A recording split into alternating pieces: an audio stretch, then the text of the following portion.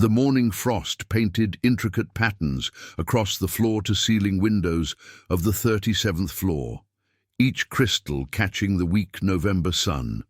Alexander Mercer stood motionless before the glass, his reflection a sharp silhouette against the Boston skyline. The city stretched below him like a chessboard, orderly and predictable, unlike the chaos consuming his thoughts. His father hadn't recognized him yesterday, not even for a moment. The mahogany desk behind him bore the weight of 3 generations of Mercer legacy, leather-bound contracts, financial reports, and a single photograph of his father receiving a medical humanitarian award. Dr. Thomas Mercer, once Boston's most respected cardiologist, now struggled to remember his own name. Alexander's fingers traced the edge of his coffee cup, long since grown cold. The bitter taste matched the hollowness settling in his chest. Alzheimer's was a thief that worked in shadows, stealing pieces of the man who had built everything Alexander now controlled. The intercom buzzed. "Mr. Mercer, the board meeting is in 15 minutes. "Thank you, Sarah." His voice carried the practiced composure of a man who had learned to bury emotion beneath efficiency. He straightened his tie, a ritual of armor against the world's expectations. The Mercer name demanded perfection, strength, unwavering leadership. There was no room for the son, watching his father disappear, piece by precious piece. Outside, people moved like ants across the sidewalks, each carrying their own burdens, their own silent struggles. How many of them knew what it felt like to inherit an empire built on one man's brilliance, only to watch that same man fade into confusion and fear? Alexander turned from the window, his shoulders carrying the invisible weight of decisions that would affect thousands of employees, millions in revenue, and a legacy that stretched back decades. His father had trusted him with everything.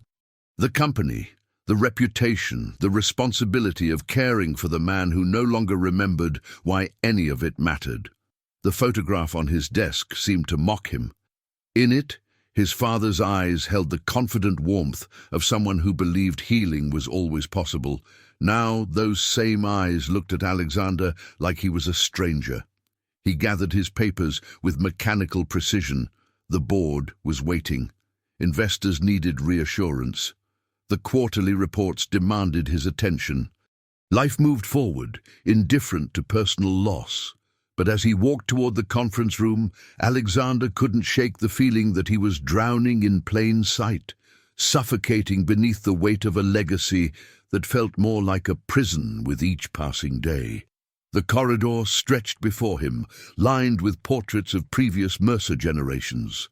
Their painted eyes seemed to judge his every step, reminding him that failure was not an option, even when success felt increasingly hollow. Success without his father's proud smile felt like victory in an empty stadium. The conference room doors loomed ahead, and behind them waited another performance, another day of pretending that control was possible when everything that truly mattered was slipping away, one forgotten memory at a time. The Mercer estate sat like a monument to better days, its Georgian facade illuminated by security lights that cast long shadows across the manicured lawn. Alexander's footsteps echoed against marble as he entered the foyer, the sound swallowed by rooms too large for the silence they contained. Mrs. Henderson, the night nurse, met him at the base of the grand staircase. Her tired smile carried the weight of difficult days. "How is he tonight?" Alexander asked, though her expression already provided the answer. He asked for his wife again, kept saying he needed to tell her something important. Mrs. Henderson's voice softened. "I gave him the photo from his nightstand. He held it for hours." His mother had been gone for 3 years. His father forgot her death weekly, grieving her loss as if hearing the news for the first time. Some mercies were too cruel to bear. "Thank you, Mrs. Henderson. Get some rest." Alexander climbed the stairs alone, each step heavier than the last. The hallway stretched before him, lined with family photographs that documented decades of happiness, graduations, holidays, moments when his father's laugh could fill entire rooms. Now those same rooms felt like museums, preserving memories that only Alexander could access. His father's study remained exactly as he'd left it before the diagnosis.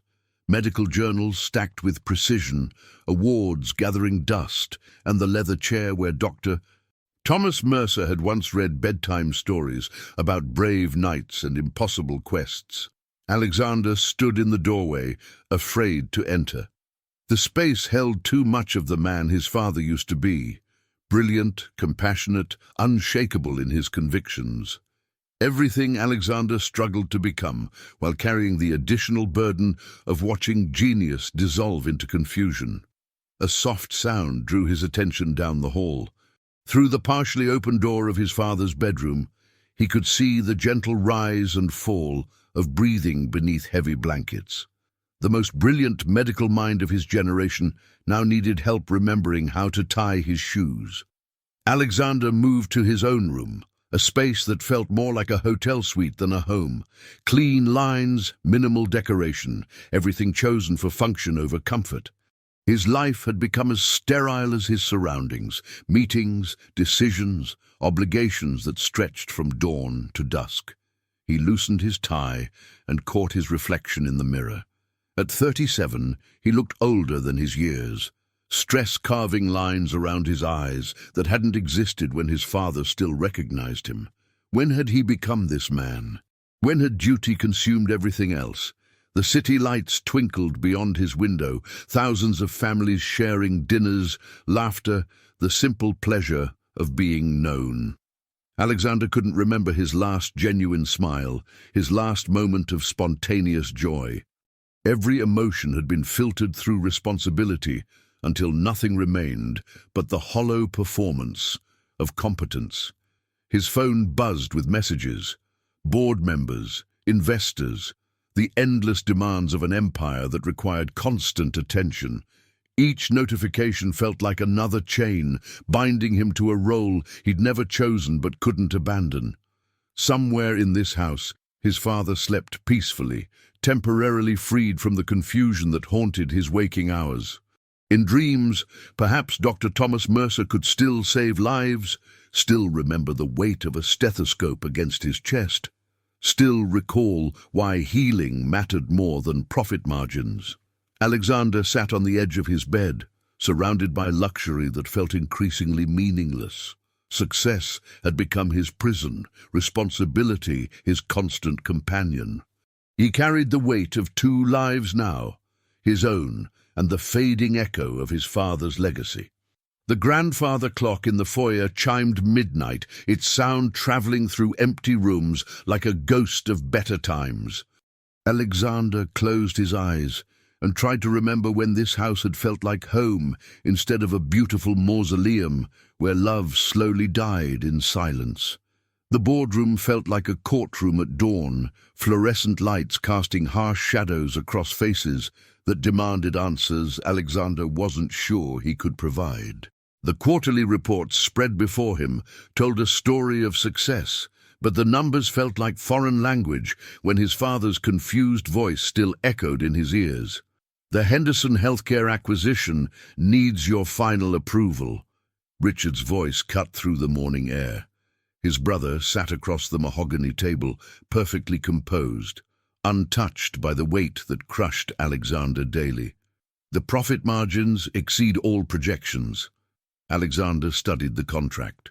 Henderson Healthcare, a small chain of community hospitals that served Boston's working poor. The acquisition would streamline operations, eliminate redundancies, increase efficiency. On paper, it made perfect sense. "What about the charity care programs?" Alexander asked, his pen hovering over the signature line. "Discontinued in the first quarter. They're hemorrhaging money." Richard's tone carried the detached pragmatism that had made him successful. "We're not running a charity, Alexander. We're running a business." The words stung because they echoed his father's old arguments before Alzheimer stole his idealism along with his memories. Dr. Thomas Mercer had once fought tooth and nail to preserve programs that served those who couldn't pay, believing healthcare was a right, not a privilege. Dad would have. Dad isn't here anymore. Richard's interruption landed like a physical blow. He hasn't been here for months. You can't run a company based on the wishes of a man who doesn't remember what company he built. The room fell silent. Board members shifted uncomfortably, their loyalty torn between the founder's legacy and the bottom line. Alexander felt their expectation like weight on his chest: sign the papers, maximize profits, fulfill his duty as CEO. His phone vibrated with a text from Mrs. Henderson. "Your father is asking for you. Says he has something important to tell you about healing." The irony cut deep. Here he sat, about to eliminate healing programs for the poor, while his father, lost in confusion, still remembered that healing mattered most. "The Henderson Hospital served neighborhoods without alternatives," Alexander said quietly. "Closing those charity programs means people die. People die anyway." Richard's voice carried cold efficiency. "Our responsibility is to shareholders, not to every unfortunate soul in Boston." Alexander looked around the table at faces that reflected his brother's pragmatism. These men had built careers on difficult decisions, on choosing profit over sentiment. They expected leadership, not weakness, disguised as compassion. But whose definition of leadership mattered? The board's, who measured success in quarterly gains? Or his father's, who had measured success in lives saved, in dignity preserved, in hope offered to those who had none? The signature line waited. One name would secure millions in profit, satisfy investors, prove his competence as CEO. It would also eliminate the last trace of his father's moral vision from the company that bore their family name. Alexander closed the folder. "I need more time to review." The room erupted in frustrated murmurs. Richard's jaw tightened with barely controlled anger. Time for what? Second-guessing sound business decisions? The board expects. The board will wait. Alexander stood, his voice carrying authority he didn't feel. "This meeting is adjourned."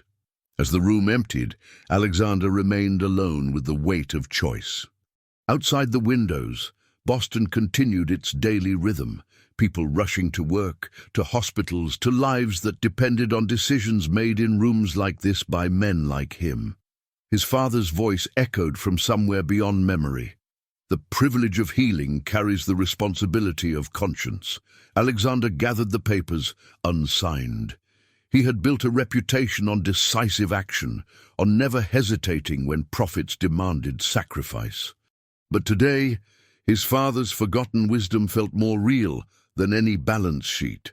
He was trapped between two versions of himself: the son who remembered his father's principles and the CEO whose duty demanded their abandonment. Either choice would cost him something he couldn't afford to lose. The November frost painted Boston Common in crystalline silence, each blade of grass brittle beneath Elena's worn boots. She pulled her thin jacket closer, the thermos of coffee in her hands, the only warmth in the pre-dawn cold. This bench had become her sanctuary. 30 minutes between cleaning shifts, when the world belonged to joggers and early commuters who barely noticed her existence. At 28, Elena Martinez had perfected the art of invisibility. She moved through office buildings at night like a ghost, cleaning up after lives she'd never live, dreams she'd abandoned long ago. Her hands bore the evidence of honest work: calloused palms, fingernails that never quite recovered from industrial cleaners, small scars from broken glass and sharp edges. Steam rose from her coffee as she opened her anatomy textbook, pages dog-eared from countless readings. The words blurred together after 14 hours of cleaning, but she forced herself to focus. These stolen moments of study were all she had left of her former self, the girl who'd once believed she could heal people instead of just cleaning up after them. That's when she saw him. An elderly man wandered near the pond, his expensive coat unbuttoned despite the freezing air. His silver hair caught the morning light as he moved in confused circles, his movements carrying the particular uncertainty of someone lost in their own world. Elena closed her book and watched. His clothes suggested wealth: tailored wool, Italian shoes, a watch that probably cost more than she earned in 6 months. But his eyes held the hollow confusion of someone searching for something just beyond reach. She should look away, mind her own business.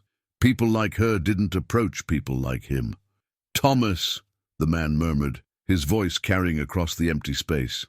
"I need to find Thomas." Elena found herself standing before conscious thought intervened. Her feet carried her across the frost-covered grass, propelled by an instinct deeper than social conditioning. "Sir?" Her voice was gentle, non-threatening. "Are you all right?" He turned toward her, and she saw fear flicker across refined features. This close, she noticed the tremor in his hands, the way his eyes struggled to focus on her face. "I'm looking for Thomas," he said with the careful precision of someone fighting to maintain dignity. "Do you know where I might find him?" Elena recognized something in his confusion, the same lost expression her grandmother had worn before the nursing home, when familiar places became foreign territories. Her heart clenched with understanding. "It's very cold out here," she said softly, unwrapping her scarf. "Would you like to sit down for a moment?" Something in her tone must have penetrated his confusion, because he nodded gratefully. Elena guided him to her bench, the anatomy book forgotten, as she wrapped her scarf around his shoulders. It was threadbare wool, nothing like his expensive coat, but it was warm. From her lunch bag, she withdrew half a sandwich, turkey and cheese on day-old bread. Nothing fancy, but it was what she had. "Are you hungry?" she asked, offering it to him. He accepted the sandwich with the careful gratitude of someone unaccustomed to receiving kindness from strangers. As he ate, Elena noticed his hands, surgeon's hands, she realized, recognizing the precise way he held the food, the careful attention to detail that spoke of years spent in delicate work. "Thomas," he said again between bites, but this time it sounded less like a question and more like a memory surfacing. Elena sat beside him in comfortable silence, sharing her thermos of coffee while joggers passed without a second glance. Here was a man who had clearly lived a life of importance, now reduced to confusion in a public park. Yet in his vulnerability, she saw something beautiful, a gentleness that wealth couldn't buy, a kindness that transcended his current state. "Thank you," he said suddenly, his voice clearer than before. "You have healing hands." The words hit Elena like a physical blow. Healing hands. The same words her professor had used years ago, before everything went wrong, before she learned that some mistakes were too costly to forgive. "I'm just Elena," she said quietly. "Elena," he repeated, testing the name. Elena, with healing hands. 2 days later, Elena returned to the same bench with the faint hope that occupied spaces between reason and wishful thinking. The elderly man had haunted her thoughts through endless hours of mopping floors and scrubbing windows. Something about his gentleness had awakened feelings she'd buried beneath years of self-imposed penance. The morning air carried the promise of snow as she settled with her coffee and textbook. Around her, Boston Common stirred to life, commuters hurrying past, their breath forming small clouds in the crisp air. Elena had just opened to the chapter on cardiac anatomy when familiar voices drifted across the frost-covered grass. "Dad, please, you can't just wander off like that." She looked up to see the elderly man walking slowly beside a younger figure whose posture radiated barely controlled frustration. The son, for the resemblance was unmistakable, moved with the efficient authority of someone accustomed to managing crises. His expensive suit and confident stride marked him as part of the world Elena only cleaned after hours. "I wanted to see the pond," the older man said with quiet dignity. "I remember feeding ducks here." "There are no ducks in November, Dad." Elena watched the interaction with growing understanding. The son's voice carried the strained patience of someone fighting a battle he couldn't win. His father's confusion was met with gentle correction, but beneath the kindness lay exhaustion that ran bone deep. The elderly man stopped suddenly, his gaze finding Elena across the distance. His face brightened with recognition that seemed to surprise even him. "Elena," he called out, his voice carrying joy that made her heart clench. "Elena with healing hands." The son's head snapped toward her, his expression shifting from confusion to something sharper, more calculating. Elena felt herself shrink under his scrutiny, suddenly aware of her worn clothes, her second-hand coat, her complete lack of belonging in whatever world these men inhabited. But the older man was already walking toward her, leaving his son no choice but to follow. "You came back," he said as he reached her bench, his smile transforming his features. "I hoped you would."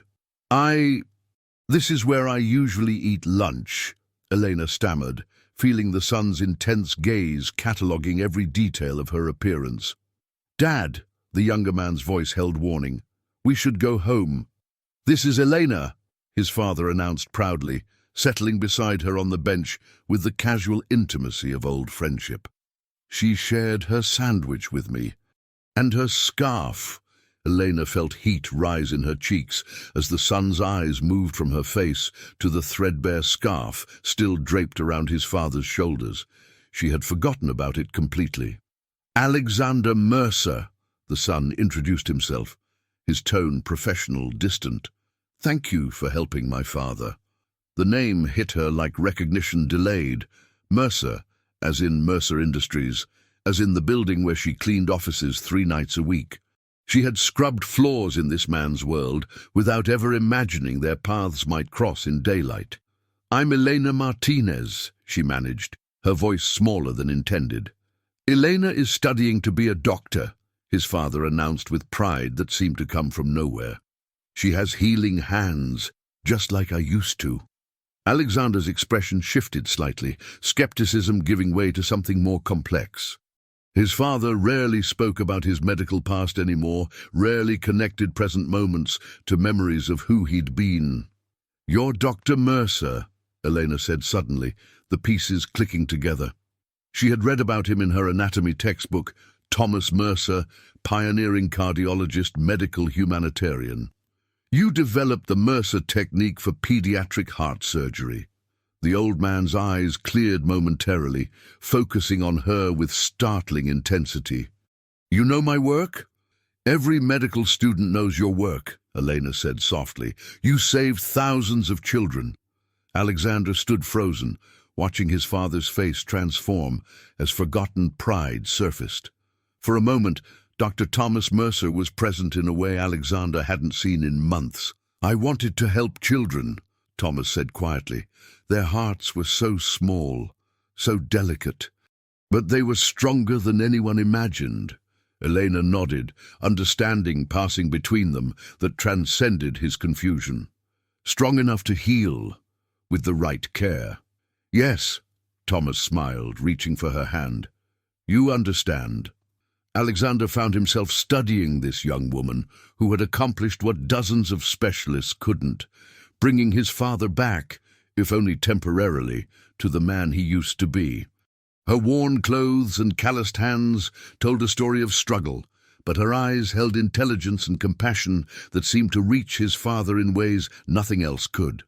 "We should let you get back to your studies," Alexander said finally, his voice softer than before. As they prepared to leave, Thomas turned back to Elena. "Will you come again tomorrow?" The question hung in the cold air between hope and impossibility. Elena looked from father to son, seeing the desperate longing in one face and cautious wariness in the other. "If I can," she said quietly. As they walked away, Elena heard Thomas tell his son, "She has healing hands, Alexander, just like mine used to be." Alexander stood at his office window, watching the city move through its daily rhythm, while his mind replayed the scene in the park. 3 days had passed since meeting Elena, and his father had mentioned her name 17 times. Alexander had counted because counting was easier than acknowledging what those mentions represented. The first consistent thread of memory his father had maintained in months. Mrs. Henderson's morning report had been unprecedented. Thomas had slept through the night without confusion, had eaten breakfast without prompting, and had spent an hour organizing his medical journals. The first time he'd shown interest in them since the diagnosis. "He keeps asking when he'll see Elena again," Mrs. Henderson had said. "It's like she flipped a switch we didn't know existed." Alexander's assistant knocked softly. "Sir, I have the background check you requested." The manila folder felt heavier than it should. Alexander had told himself the investigation was about protecting his father from potential exploitation, but as he read through Eleanor's history, protection felt like the wrong word for what he was doing. Eleanor Rosa Martinez, 28, born in Lawrence, Massachusetts. Father unknown, mother Carmen Martinez, currently receiving long-term care for early-onset dementia. Academic scholarship to Boston University, pre-med program. Withdrew during clinical rotations, reason listed as personal circumstances. The sparse details painted a picture of struggle that wealth couldn't understand. Eleanor worked 3 cleaning jobs to afford her mother's care and night classes at Boston Community College. She had no criminal record, no debts beyond medical bills, no red flags that would justify the suspicion he'd felt. What struck him most was what the report didn't contain. No social media presence, no credit cards, no trace of the digital footprint that most people left behind. Elena existed in the spaces between society's attention, working jobs that made her invisible to people like him. His phone buzzed with a text from the nursing facility. "Your father has been asking for Elena." "He seems distressed." Alexander closed the file and made a decision that surprised even him. The park bench sat empty when he arrived, but Elena appeared 15 minutes later, her breath forming small clouds as she hurried across the frozen grass. She looked surprised to see him alone. "Where is Dr. Mercer?" she asked, concern evident in her voice. "At home. He's been asking for you." Alexander gestured to the bench. "May I sit?" Elena nodded, settling beside him with the careful distance of someone unaccustomed to unexpected attention from men in expensive suits. "I had you investigated," Alexander said without preamble. "I needed to know if you posed any threat to my father." Elena's face flushed, but she didn't look away. "And what did you find?" "That you're exactly who you appear to be." He paused, studying her profile. "Someone who shares her lunch with confused strangers and gives her scarf to an old man she's never met. Anyone would have done the same." "No," Alexander said quietly. "They wouldn't have." A jogger passed, earbuds blocking out the world around him. Alexander watched the man disappear into the distance before continuing. "My father was one of Boston's most respected cardiologists before Alzheimer's began stealing his memories. He founded our company on the principle that healing should never be compromised by profit margins." Alexander's voice grew quiet. "I've spent 2 years watching him forget everything that made him who he was, until he met you." Eleanor turned to face him, and Alexander saw intelligence tempered by caution. "Mrs. Henderson says he's been different since the park, more present, more like himself." Alexander drew a careful breath. "I'd like to offer you a position as his companion. Someone who could spend time with him, help maintain the connections he seems to make with you." "I don't have medical training," Elena said quickly. You're someone he remembers. In a world where he forgets his own son, he remembers you." The admission cost Alexander something he couldn't name. Mrs. Henderson would handle all medical care. You would simply be yourself. Elena stared at her hands. "I can't afford to leave my jobs. The salary would be $50,000 a year with full health benefits." Alexander watched her face carefully. "For your mother as well." The number hit Elena like a physical blow. 50,000 was more than she made in 2 years of cleaning offices and scrubbing floors. Health benefits meant real doctors for her mother, treatments beyond the basic care Medicaid provided. "Why?" she whispered. "Because for the first time in months, my father smiled when he talked about someone. Because he called you by name 15 minutes after meeting you, and he hasn't called me by name in weeks." Alexander's composure cracked slightly. "Because you see him as Dr. Thomas Mercer, not as a patient who happens to live in my house." Elena felt the weight of possibility and fear in equal measure. This man could change her life with a signature, lift her from invisibility into security she'd never imagined. But gifts from powerful men always carried prices, and she'd learned to be wary of what those prices might be. "There would be conditions," she said carefully. "Only one, that you continue your education. My father spoke about your healing hands. If that's your dream, we'll make sure you have the means to pursue it." Elena looked across the park where she'd first seen Thomas, wandering in confusion. 3 days ago, sharing her sandwich had been a simple act of kindness. Now it had become the key to a future she'd never dared imagine. "When would you need an answer?" "Now," Alexander said, then softened his tone. "He's waiting for you." The Mercer estate rose before Elena like something from another century, its Georgian facade speaking of old money and older traditions. Standing at the wrought iron gates, she felt the weight of entering a world where her worn shoes had no business walking on marble floors. Mrs. Henderson greeted her at the front door with the warm efficiency of someone grateful for reinforcement.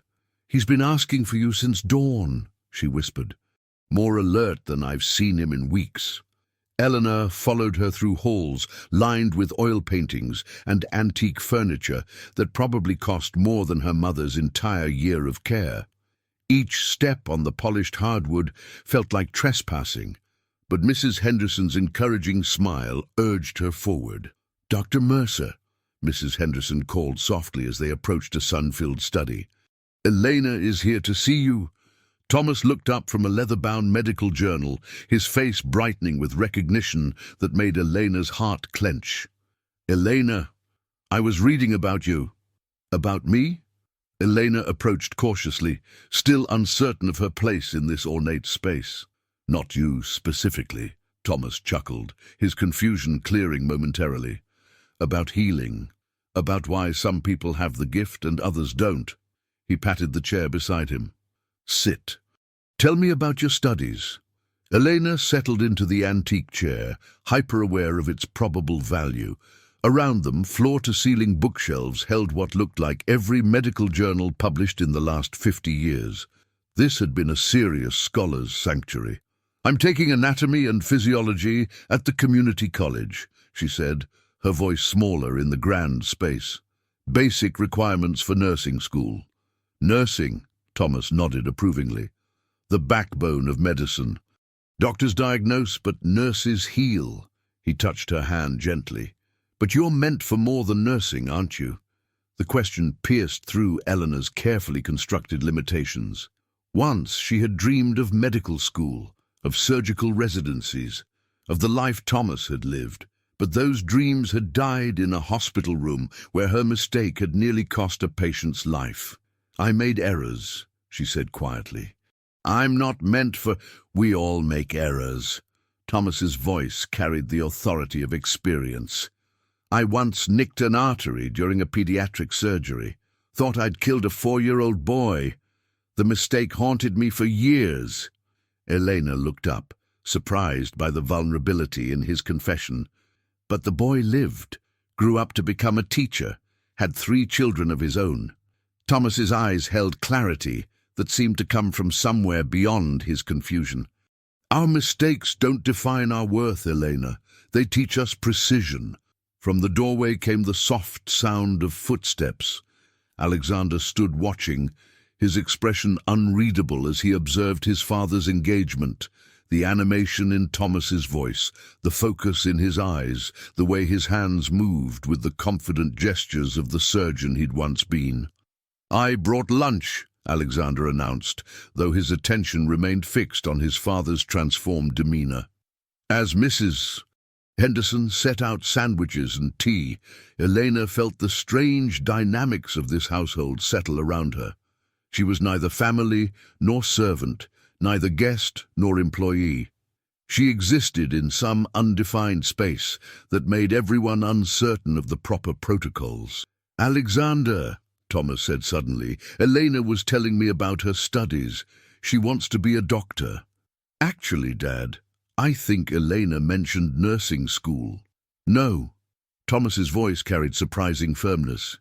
"She has surgeon's hands. Look at them." Elena flushed as both men focused on her hands, calloused from cleaning work, nails cut short for practicality. Nothing about them suggested surgical precision. "Dad!" "Alexander, you're not listening." Thomas's frustration was visible.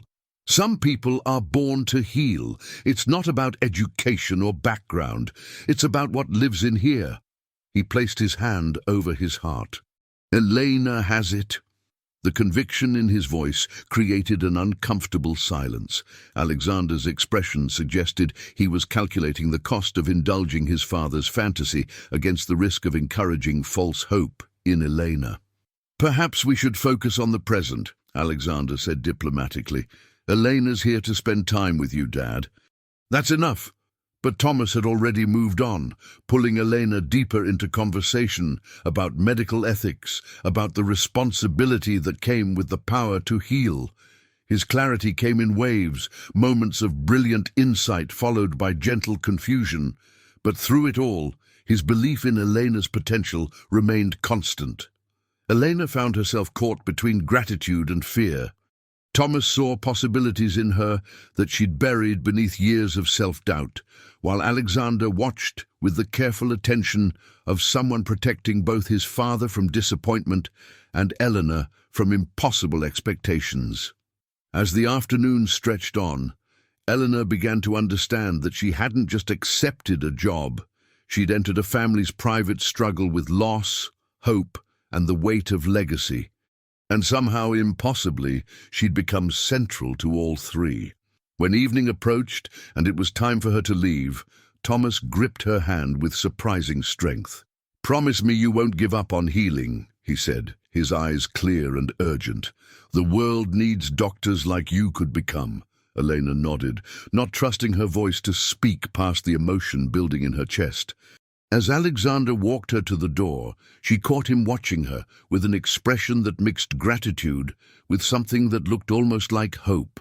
3 weeks into her new role, Elena sat in Thomas's study at twilight, watching him struggle with a medical journal that had once been as familiar as his own heartbeat. The words seemed to float beyond his reach, leaving him frustrated and withdrawn. "I used to understand this," he whispered, his voice carrying the weight of a brilliant mind confronting its own limitations. "I used to help people." "You still help people," Elena said softly, closing her own textbook. "You help me every day." Thomas looked at her with eyes that flickered between clarity and confusion. "Do I? Sometimes I don't remember yesterday. How can I help anyone when I can't remember who I was?" The vulnerability in his voice broke something open in Elena's chest. Here was a man who had saved countless lives, now questioning his own worth because he couldn't access the memories that defined him. "You remember what matters," she said, moving her chair closer to his. "You remember kindness. You remember what it means to care about healing." From the doorway, Alexander's voice interrupted quietly. "Dad? Elena?" "I'm sorry to interrupt." Elena turned to see him standing with a woman she didn't recognize, elegant, polished, with the kind of effortless beauty that spoke of privilege and confidence. The woman's assessing gaze moved from Elena's community college textbooks to her discount store clothes with barely concealed dismissal. "Elena, this is Charlotte Hayes," Alexander said, his tone carefully neutral. "Charlotte, this is Elena Martinez, Dad's companion." Charlotte's smile was perfectly crafted, revealing nothing while managing to convey everything. "How lovely that Thomas has someone to keep him company. I imagine it must be quite different from your usual work." The pause before work was deliberate, designed to remind Elena of her place in the hierarchy they all understood but never spoke aloud. "Elena is helping Dad maintain his connections," Alexander said, something protective edging into his voice. "Her presence has been invaluable." "I'm sure it has." Charlotte's tone suggested she found the situation charming, in the way wealthy people found charitable causes charming, worthy, but ultimately temporary. "Though I worry about raising false hopes, some realities can't be changed, no matter how much we might wish otherwise." Eleanor felt the words like a physical blow, not because they were cruel, but because they voiced her own deepest fears. What was she doing here, pretending she belonged in a world of medical journals and family legacies? Charlotte was right. Some realities couldn't be changed. "Elena," Thomas said suddenly, his voice cutting through the tension, "would you read to me? The journal article about cardiac regeneration. Your voice helps me understand." The simple request created an awkward tableau. Eleanor looked from the article to Charlotte's perfectly composed face, feeling the weight of being watched, judged, found lacking. "Perhaps I should—" Elena began to stand. "Please." Thomas's hand found hers. "I need to understand." "You help me understand." Elena sat back down and began reading about cellular regeneration, her voice steady despite the audience. As she read, Thomas's attention focused, his medical mind engaging with concepts that had become foreign territory. "Stop there," Thomas said after a few paragraphs. "That methodology, it's flawed. The research assumes uniform cellular response, but heart tissue varies by region, by age, by—" He trailed off, looking surprised by his own clarity. "You're right," Elena said, looking up from the journal. "The discussion section mentions that limitation in the conclusion." "Of course it does," Thomas smiled, the expression transforming his features. "Good research acknowledges its weaknesses. Bad research pretends they don't exist." Alexander watched the exchange with something approaching wonder. His father hadn't engaged with medical literature in months, hadn't shown this level of analytical thinking since early in his diagnosis. Yet here he was, thinking like the physician he'd once been. Charlotte's expression had shifted to something more complex, surprise mixed with what might have been concern. "How remarkable," she said quietly. "Thomas, you seem so much more present." "Elena helps me remember who I used to be," Thomas said simply. "She believes I still have something to offer." After Charlotte left with promises to return soon, Elena helped Thomas prepare for bed. As Mrs. Henderson took over the evening routine, Elena gathered her books to leave. "Elena," Alexander's voice stopped her at the front door. "Thank you. What you did tonight, helping him access his analytical thinking. I haven't seen that in months." "He just needed someone to listen," Elena said, pulling on her worn coat. "No." Alexander's voice carried conviction. "He needed someone who saw past the disease to the physician underneath. Charlotte saw a diminished man. You saw Dr. Thomas Mercer." Elena looked up at him, struck by the intensity in his expression. "I see someone who taught me that mistakes don't define us. That healing is about more than perfection." As she walked toward her bus stop, Elena carried the weight of understanding that she'd become important to this family in ways that both thrilled and terrified her. She was no longer just cleaning up after other people's lives. She was becoming part of one. But Charlotte's words echoed in her mind. Some realities couldn't be changed. Elena belonged to a world of bus stops and community college textbooks, not mahogany studies and family legacies. The question was whether believing in healing hands could bridge that gap, or whether she was setting herself up for a fall that would hurt more than any mistake she'd made before. The call came at 3 a.m, shattering Elena's sleep with the sharp insistence of emergency. "Mrs." Henderson's voice carried barely controlled panic through the phone. "Elena, we need you. Dr. Mercer is having a severe episode. He won't let anyone near him except he keeps asking for you. Alexander doesn't know what to do." Elena dressed quickly, her hands shaking as she pulled on clothes. The taxi ride through Boston's empty streets felt endless, each minute stretching as she imagined Thomas lost in confusion, afraid and alone. She found the Mercer household in crisis. Alexander stood in the hallway outside his father's room, his usually perfect composure cracked by helplessness and exhaustion. His hair was disheveled, his shirt wrinkled from hours of stress. "He thinks we're trying to hurt him," Alexander said quietly, his voice raw with emotion. "He's barricaded himself in his study, won't let Mrs. Henderson near him, won't take his medication. But he keeps saying your name." Through the study door, Elena could hear Thomas moving furniture, the sound of books falling, the unmistakable panic of someone fighting an enemy they couldn't see or understand. "Elena!" Thomas's voice called from behind the door, fragile with hope. "Elena, are you there?" "I'm here, Dr. Mercer," she called back, her voice steady despite her racing heart. "It's me. It's safe now." The sounds of movement stopped. Slowly, the door opened to reveal Thomas, his face streaked with tears, his expensive pajamas wrinkled from distress. "They were trying to make me forget," he whispered, reaching for her hands. "But I couldn't forget you. I couldn't forget that you believe in healing." Elena's heart broke as she saw the terror in his eyes, the fear of a brilliant mind trapped in its own failing circuits. She guided him gently back into the study, now chaotic, with overturned furniture and scattered papers.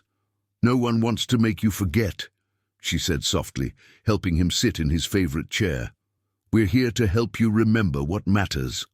As she knelt beside him, Elena noticed something that made her breath catch. Among the scattered papers were handwritten notes, pages and pages of medical observations, written in Thomas's careful script. But these weren't from years past.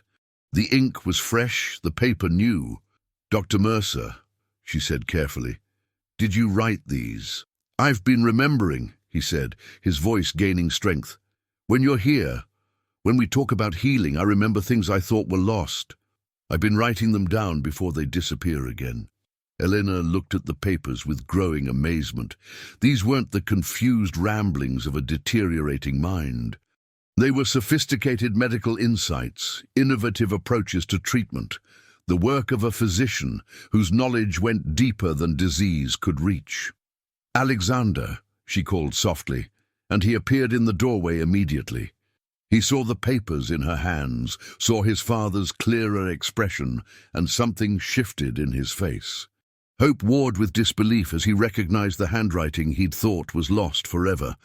"Dad," Alexander's voice broke slightly, "you wrote these?"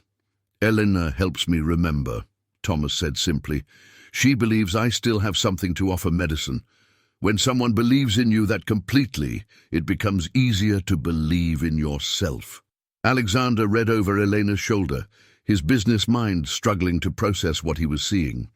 These papers contained insights that could revolutionize cardiac care, innovations that could save thousands of lives. But they came from a man diagnosed with advancing Alzheimer's, a man the medical establishment had written off. "This research," Alexander said quietly, "it's groundbreaking. It's what happens when you have healing hands and someone who believes in them." Thomas smiled at Elena. She sees the physician, not the patient. Elena found herself caught between wonder and fear. If Thomas could still contribute to medicine at this level, if her presence could help unlock his trapped knowledge, then what did that mean for her own future? For the first time, the possibility of medical school didn't feel like an impossible dream. It felt like a moral obligation. "Elena," Alexander said suddenly, his voice carrying a decision that surprised even him. "There's something I need to tell you about the Henderson healthcare acquisition." As dawn broke over Boston, Alexander explained the contract that still sat unsigned on his desk. The decision between profit and principle, between shareholder demands and his father's values. Elena listened as he described the charity care programs that would be eliminated, the communities that would lose access to health care. "What would your father do?" Elena asked quietly. "He'd refuse to sign," Alexander said without hesitation. He'd choose people over profits every time, but the board expects. The board expects you to be the CEO they hired, Elena interrupted gently. But maybe they hired the wrong version of you. Thomas looked between them with growing clarity. The privilege of healing carries the responsibility of conscience. I taught you that, Alexander. Some decisions are bigger than business. In that moment, Alexander saw himself through Eleanor's eyes, not as the dutiful CEO protecting profits, but as Thomas Mercer's son, carrying forward a legacy of principle that meant more than any quarterly report. I'm not signing, Alexander said, the words feeling like both surrender and victory. Let the board rage. Let Richard question my competence. I'm not dismantling what Dad built. Elena reached for both men's hands, creating a circle of connection that felt stronger than bloodlines or business partnerships.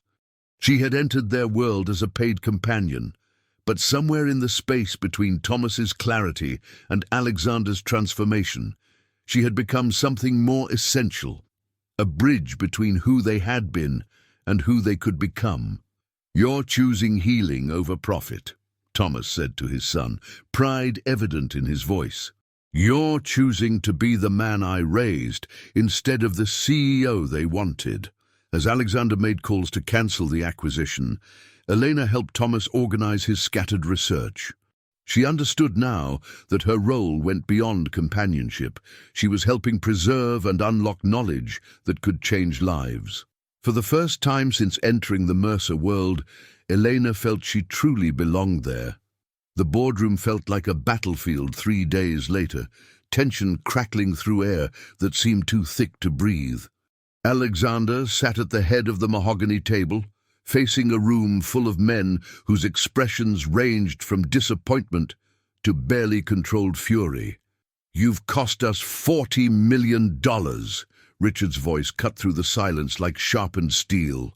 40 million, Alexander. The Henderson acquisition would have streamlined our operations and increased efficiency by 30%. It would have eliminated healthcare for 15,000 people, Alexander replied quietly, his hands steady despite the tremor of adrenaline in his chest. People who have nowhere else to turn. Board members shifted uncomfortably. Numbers they understood. Moral imperatives were foreign territory, in rooms designed for profit margins and quarterly projections. Your father's condition is affecting your judgment, Richard continued, his tone calculated to wound. Perhaps it's time to consider whether you're still capable of the difficult decisions leadership requires. Alexander felt the familiar weight of expectation pressing down on him. The same pressure that had shaped every decision for the past 2 years. But something had changed since that dawn conversation with Elena and his father. The weight felt different now, not the crushing burden of others' expectations, but the solid foundation of his own convictions. My father built this company on the principle that healing should never be compromised by greed, Alexander said, standing to face the room. If you think honoring that principle makes me unfit for leadership, then perhaps we have different definitions of fitness. The meeting ended in barely civil threats about emergency board votes and shareholder confidence. As the room emptied, Alexander remained alone with the weight of what he'd done. By lunch, news of the cancelled acquisition would reach the financial press. By evening, Mercer Industries' stock price would reflect Wall Street's disapproval, but as Alexander drove toward home, he felt something he hadn't experienced in years. Pride in a decision that reflected his values rather than his obligations. At the estate, he found Eleanor in the garden with his father, both kneeling beside a dormant rose bush. Thomas held pruning shears with the careful attention of someone performing surgery, while Elena took notes in a composition book. The secret to healthy roses, Thomas was explaining, is knowing when to cut away what looks promising but draws energy from stronger growth. It's counterintuitive, but sometimes you have to sacrifice the good to nurture the essential. Elena looked up as Alexander approached, something in her expression suggesting she understood the metaphor's relevance beyond gardening. "How did the meeting go?" she asked quietly. "I burned some bridges," Alexander said, settling on the garden bench beside them. "Richard is furious. Half the board thinks I've lost my mind. And the other half," Elena prompted, "the other half is probably right."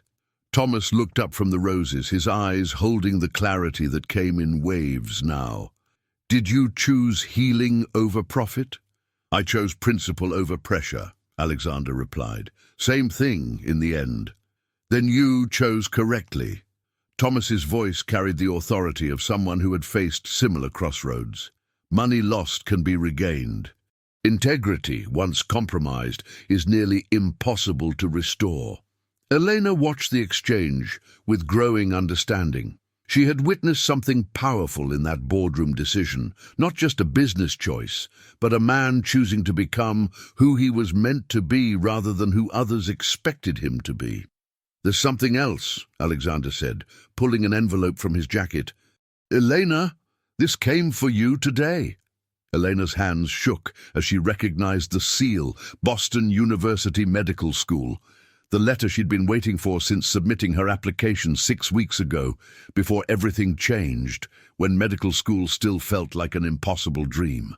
She opened it slowly, aware that both men were watching her face for any sign of the contents. "I've been accepted," she whispered, the words seeming to float between disbelief and joy.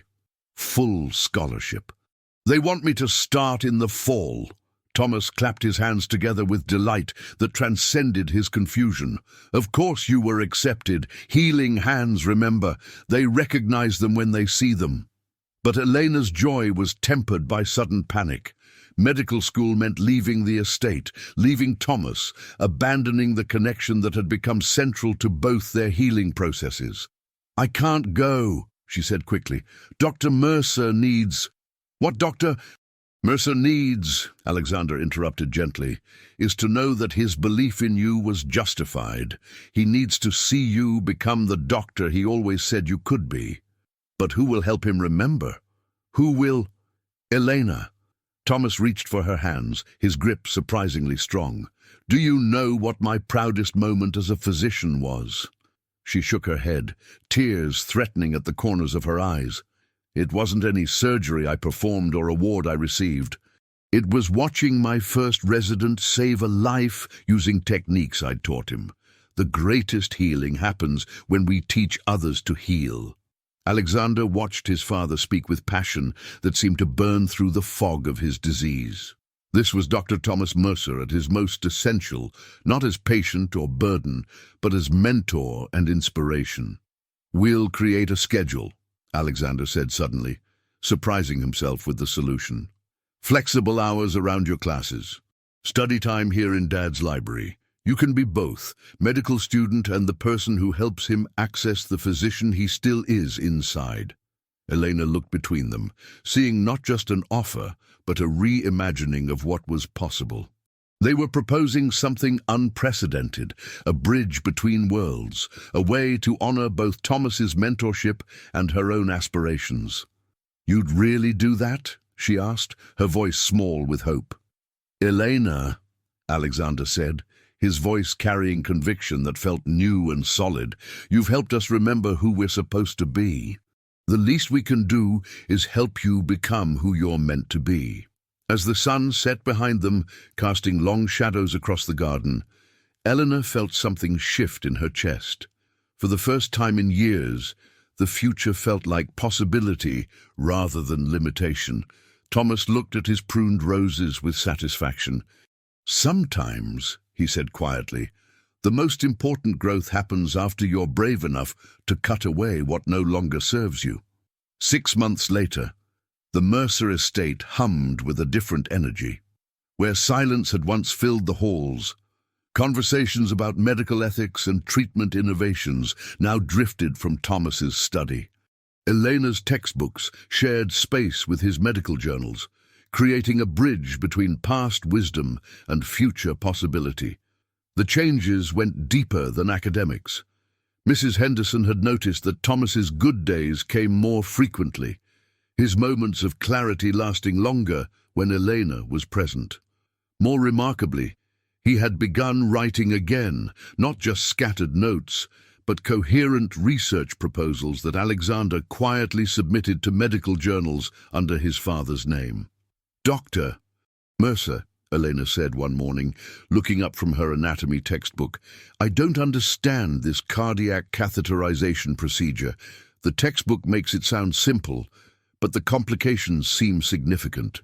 Thomas set down his coffee and moved to the bookshelf, selecting a leather-bound surgical manual with the practiced ease of someone who had navigated these shelves for decades.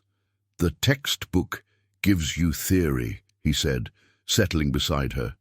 "But healing happens in the space between knowledge and intuition. Let me show you what they don't teach in classrooms." For the next hour, Thomas walked Elena through surgical techniques with the precision of someone teaching his most promising resident. His hands moved with remembered confidence as he demonstrated incision angles on practice models, his voice growing stronger as muscle memory overrode the confusion that clouded his daily life. Alexander found them like this when he arrived for lunch, his father animated in ways that brought back echoes of the man he'd grown up admiring. The sight still caught him off guard, not just Thomas's engagement, but Elena's ability to unlock the physician trapped behind Alzheimer's walls. "How's medical school treating you?" Alexander asked Elena as they settled around the small table Mrs. Henderson had set up in the study. "Like drinking from a fire hose," Elena laughed, exhaustion evident beneath her enthusiasm. "But Dr. Mercer makes everything clearer. Yesterday he helped me understand cardiac arrhythmias by relating them to his actual cases. The textbook took 3 chapters to explain what he taught me in 20 minutes. Thomas beamed with pride that transcended his daily confusion. "She has instinctive understanding. You can't teach that kind of diagnostic intuition." The praise made Elena flush, but she no longer deflected it automatically. Months of Thomas's unwavering belief had begun to rebuild confidence that her past mistakes had shattered. "There's something I need to tell you both," Alexander said, his tone shifting to something more serious. "Richard called an emergency board meeting for Friday. He's proposing a vote of no confidence." The words settled over the room like storm clouds. Elena felt her stomach clench with familiar anxiety, the fear that stability was always temporary, that happiness could be snatched away by forces beyond her control. "What does that mean?" she asked quietly. "It means they want to remove me as CEO," Alexander replied, his voice steady despite the gravity of the situation. "Richard has convinced enough board members that my recent decisions, refusing the Henderson acquisition, restructuring our charity care programs, represent poor judgment." Thomas looked up from his lunch, confusion flickering across his features. "Alexander, are you in trouble because of the hospitals?" "Not trouble, Dad. Just consequences. I chose principle over profit, and some people think that makes me unfit for leadership." "Then those people don't understand what leadership means," Thomas said with sudden clarity. "A leader's job isn't to maximize profits, it's to maximize human potential." Elena watched Alexander's face as his father's words landed. She saw the boy who had once sought his father's approval, now finding it in the moment when approval mattered most. "What will you do?" Elena asked. "Fight," Alexander replied without hesitation. "The company Dad built wasn't meant to be a machine for generating wealth. It was meant to be a force for healing. If the board can't understand that, maybe it's time for new board members." Over the following days, Elena watched Alexander prepare for what might be the most important presentation of his career. He worked late into the nights, gathering evidence of the company's social impact, documenting the human cost of pure profit motives, building a case for business practices that prioritized healing over earnings. Elena found herself helping in ways that surprised them both. Her community college business classes, once considered inferior education, provided insights into sustainable healthcare models that impressed even Alexander. Her perspective, shaped by years of economic struggle, offered solutions that wealthy executives had never considered. "You see healthcare from the patient's perspective," Alexander explained one evening as they reviewed his presentation. "That's invaluable insight in a room full of people who've never worried about medical bills." "I see it from both sides now," Elena corrected. "Patient and potential physician, that's what makes the difference." Thomas, listening from his favorite chair, nodded with satisfaction. "She understands that healing happens in relationships, not just procedures. That's what we've forgotten in modern medicine, the human connection." The night before the board meeting, Eleanor found Alexander in the garden where this all began months ago. He stood among the rose bushes his father had pruned, now showing the first green shoots of spring growth. "Are you worried?" she asked, settling beside him on the bench. "Terrified," he admitted, "but not of losing the position. I'm terrified of what happens if I win, but compromise who I've become in the process." Elena studied his profile in the twilight, seeing strength that went beyond business acumen or family legacy. He had become someone who chose difficulty when difficulty served his principles. "You won't compromise," she said with quiet certainty. "You've learned what your father always knew, that some things matter more than success." "When did you become so wise?" Alexander asked, turning to face her. "When I started learning from someone who never stopped believing I could be more than my mistakes," Elena replied, thinking of Thomas's unwavering faith in her potential.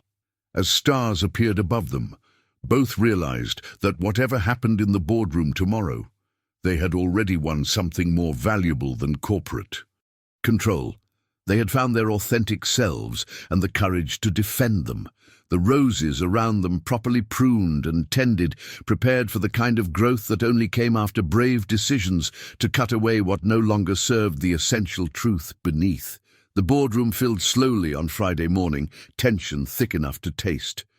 Through the floor-to-ceiling windows, Boston spread below, a city full of people whose lives would be affected by whatever decision emerged from this room. Richard entered with 3 board members Alexander hadn't expected to see, investors from the Henderson healthcare deal, their faces set with the grim satisfaction of people anticipating vindication.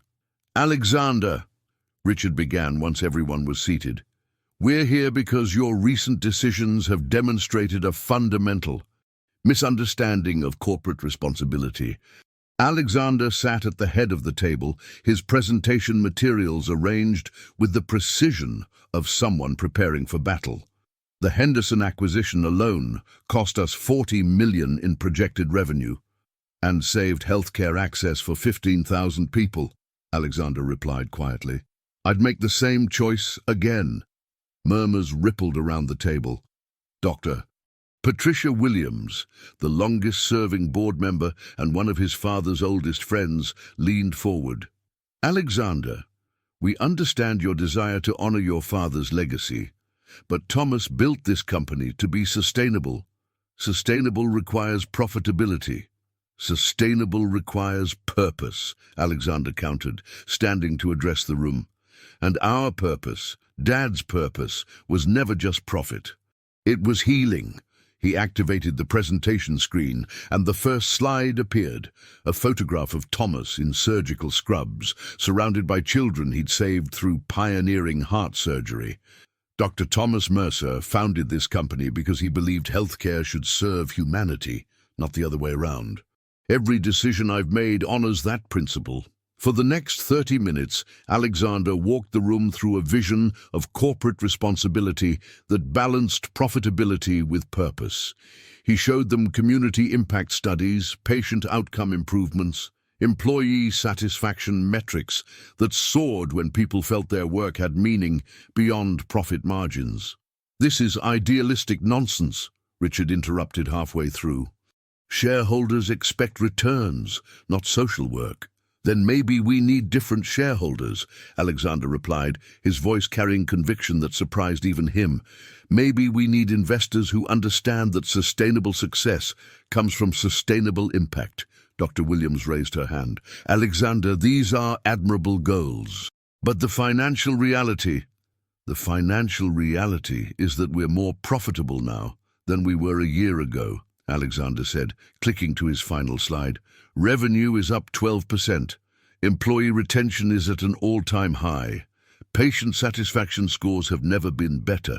We're not sacrificing profitability, we're redefining what profitable means. The room fell silent as board members absorbed the data. Richard's face reflected the confusion of someone whose assumptions had just been challenged by facts. How is that possible? Asked James Morrison, the newest board member. Because when people believe their work matters, they perform better. When patients trust their healthcare providers, outcomes improve. When communities know we're committed to their welfare, they choose us over competitors. Alexander's voice gained strength with each word. Dad understood that healing is a relationship business. You can't build relationships based purely on profit extraction. Dr. Williams studied the financial projections with the careful attention of someone who had watched Thomas build the original company.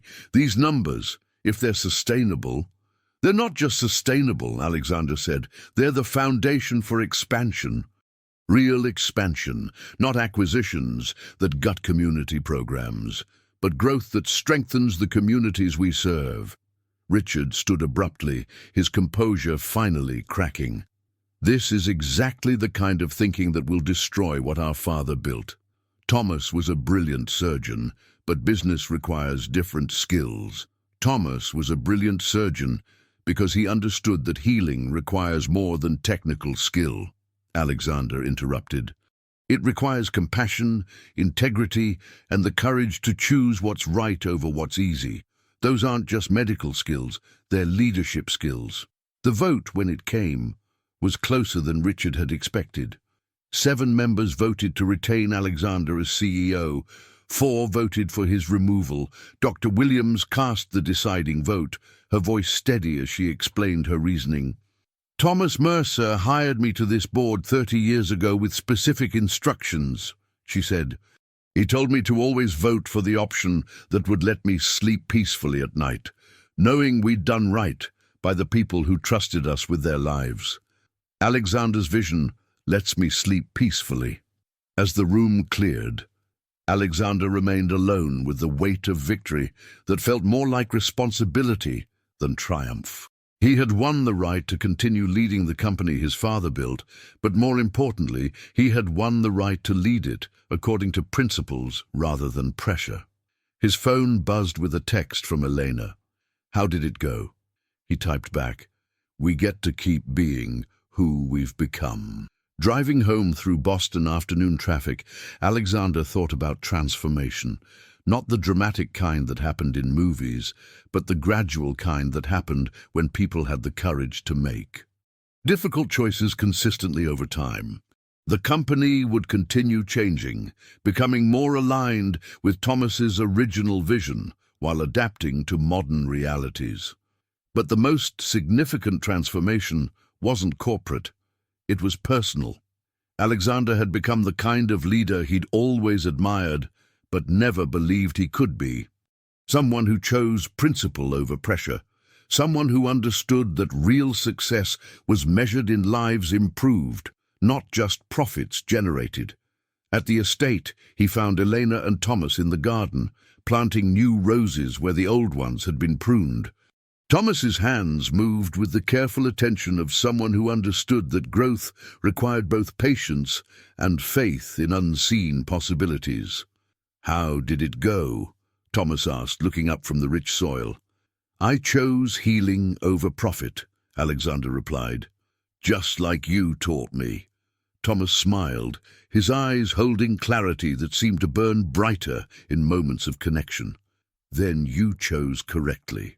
The garden will flourish when tended by someone who understands what really matters. Eleanor looked between them, seeing not just a father and son, but two generations of healers who had found their way back to each other through the simple act of choosing what was right over what was easy. The roses they planted would bloom in their own time, but the real growth, the transformation of hearts and minds and purposes, was already reaching toward the light. Spring arrived at the Mercer, a state with the gentle insistence of hope made manifest. Elena stood in Thomas's study, now transformed into something between medical library and teaching hospital, watching cherry blossoms drift past windows that had once framed only loneliness. 18 months had passed since that November morning in the park, and the house itself seemed to breathe differently. Where silence had once echoed through empty rooms, conversations about medical innovations and ethical care now filled the spaces between heartbeats. "Eleanor," Thomas called from his desk, his voice carrying the excitement of discovery. "Come see what I've found." She looked up from her clinical rotation notes, pediatric cardiology, chosen because of Thomas's influence, to find him holding a letter with the official letterhead of the New England Journal of Medicine. "They want to publish our paper," Thomas said, his eyes bright with the kind of joy that transcended his daily struggles with memory. "The research on cardiac regeneration in elderly patients. They're calling it groundbreaking." "Our paper?" Elena asked, though she knew what he meant. For months they had worked together on the research. Elena providing current data and fresh perspectives, Thomas contributing decades of clinical insight that textbooks couldn't capture. "You did the real work," Thomas said, with the generous spirit that had made him beloved by colleagues. The three of them had breakfast together most mornings now, sharing medical discussions that ranged from surgical techniques to healthcare policy. "Speaking of publications," Alexander said, setting down the newspaper with a smile, "we made the front page of the business section." Elena read the headline aloud, "Mercer Industries, proving profit and purpose can coexist." The article detailed their company's innovative approach to healthcare delivery, highlighting programs that served underinsured communities while maintaining strong financial performance.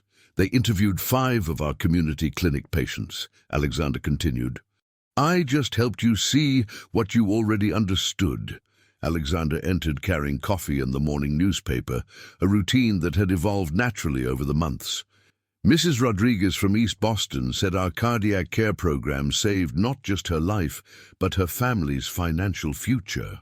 Thomas listened with the satisfaction of someone whose life's work had found new expression. "That's healing," he said simply. "Not just fixing broken hearts, but fixing broken systems." Elena felt the truth of those words settle in her chest. She had entered medical school, believing healing was about individual patients and isolated procedures. But watching Thomas and Alexander transform their company had taught her that healing could be systemic, that doctors had responsibilities beyond examination rooms. "I have news too," Elena said, pulling an official letter from her backpack. "I got the research fellowship at Mass General, pediatric cardiac surgery, starting after graduation." Thomas clapped his hands together with delight that seemed to surprise him. "Following in my footsteps but making them your own. I want to focus on children from underserved communities," Eleanor continued. "Kids who need complex procedures, but whose families can't afford the follow-up care that makes surgery successful long-term." Alexander watched her speak with growing admiration. The shy woman who had shared her sandwich with a confused stranger had become someone who thought in terms of healthcare systems and social justice. Medical school had given her knowledge, but her time with Thomas had given her wisdom. "We could create a partnership," Alexander suggested. "Mercer Industries funding comprehensive care programs, not charity. Investment in community health infrastructure." "You'd do that?" Elena asked, still occasionally surprised by the generosity that characterized this family. "Elena," Thomas said gently, "you're not an outsider asking for favors. You're family proposing improvements to the family business." The word family hung in the air with weight that went beyond sentiment. Over 18 months, they had become something none of them had expected. A chosen family built on shared purpose rather than shared blood. Eleanor thought about her mother, now receiving excellent care at a facility Thomas had recommended, her condition stable and her spirits lifted by knowing her daughter was thriving. She thought about the community college classmates who still struggled with multiple jobs and impossible dreams, and how differently her life might have unfolded without this unexpected intervention. "I want to establish a scholarship program," Eleanor said suddenly, the idea forming as she spoke, "for students from backgrounds like mine, people who have the hands for healing but not the money for medical school." "Healing hands," Thomas murmured approvingly. "I knew you had them from the first day." That evening, as spring rain drummed against the study windows, Elena found herself grading undergraduate anatomy papers. She had begun teaching assistant work to help other students understand the concepts Thomas had illuminated for her. Alexander appeared in the doorway, holding 2 cups of tea in a gesture that had become routine comfort. "How do you do it?" he asked, settling in the chair beside her desk. "Do what?" "Make everything you touch better." "Dad's research, your classmates' understanding, our company's mission. Even this house, it feels like home again since you arrived." Elena looked around the study that had become her second home, seeing not just expensive furniture and medical texts, but the place where Thomas's forgotten wisdom had been reborn, where her own confidence had been rebuilt, where an unlikely family had found each other. "I think it's the other way around," she said quietly. "You and your father made me better. You saw possibilities in me that I'd stopped believing existed." Alexander reached for her hand, the gesture as natural as breathing. "We saw what was already there, Elena. We just helped you see it too." Through the windows, Boston stretched toward the harbor, lights twinkling in windows where other families shared their own versions of love and belonging. Elena thought about the park bench where it all began, now feeling as distant as another lifetime. She had come to this house as hired help, but she would leave, when the time came, as a doctor, a researcher, a teacher, and most importantly, as someone who knew her own worth. The girl who had cleaned offices at night to pay for impossible dreams had become a woman who created new possibilities for others, facing similar impossibilities. Outside, the spring rain nourished gardens Thomas had planted, and Eleanor had learned to tend. Inside, 3 people who had found each other across the unlikely bridges of necessity and kindness planned futures that honored both healing and hope. Family, Elena had learned, wasn't about who raised you. It was about who helped you become who you were meant to be. 3 years after that first November morning, Elena walked across the stage at Boston University School of Medicine, her cap and gown catching the afternoon light that streamed through the auditorium windows. In the audience, Thomas sat between Alexander and Mrs. Henderson, his face bright with pride that seemed to burn through the fog that had claimed so many of his memories. "Dr. Elena Martinez," the dean announced, and the words felt like a bridge between who she had been and who she had become. As she accepted her diploma, Elena caught sight of Thomas rising unsteadily to his feet, his applause carrying the enthusiasm of someone witnessing a miracle he had always believed possible. Alexander supported his father's elbow, but his own smile was so bright it seemed to light the entire auditorium. Later, at the reception in the Mercer Estate Garden, Elena moved through clusters of classmates and faculty, still adjusting to being addressed as Doctor. The roses Thomas had taught her to tend bloomed in spectacular profusion, their fragrance mixing with the laughter of people celebrating new beginnings. "Elena!" "Doctor." Patricia Williams approached, her expression warm with genuine affection. "Thomas tells me you've accepted the fellowship at Mass General. Pediatric cardiac surgery, following in his footsteps." "Making my own path," Elena corrected gently, "but using the map he helped me draw." Thomas appeared at her elbow with the uncertain navigation of someone fighting daily battles with confusion, but his eyes held clarity when they focused on her. "She's going to save children," he announced to Dr. Williams with the proud satisfaction of a teacher whose student had exceeded all expectations. "Just like I did, but better. She understands things about healing that took me decades to learn." Eleanor felt tears threaten at the corners of her eyes. Even as Alzheimer's stole pieces of Thomas's brilliant mind, his belief in her potential remained constant, unwavering, a fixed star in the constellation of her transformed life. "Dr. Mercer," she said quietly, "you taught me that healing isn't just about fixing what's broken. It's about helping people become whole." Alexander watched the exchange from across the garden, his heart full with the kind of pride that had nothing to do with possession and everything to do with witnessing someone he cared about reach their full potential. The shy woman who had shared her sandwich with a confused stranger had become a physician whose research on pediatric cardiac care was already changing treatment protocols at major hospitals. Mrs. Henderson approached with an envelope. "Elena, this came for you this morning." Elena opened it to find notification of a grant award, funding for her community cardiac care program, the initiative that would provide comprehensive treatment to children whose families couldn't afford long-term care. $2.7 million, she read aloud, her voice filled with wonder. "They're funding the entire pilot program." Thomas clapped his hands together with delight. Now the real healing begins. As the afternoon stretched toward evening, guests began to leave, offering congratulations and promises to stay in touch. Elena found herself alone in the garden with Thomas and Alexander, the three people who had become her chosen family through shared purpose and mutual transformation. "Do you remember?"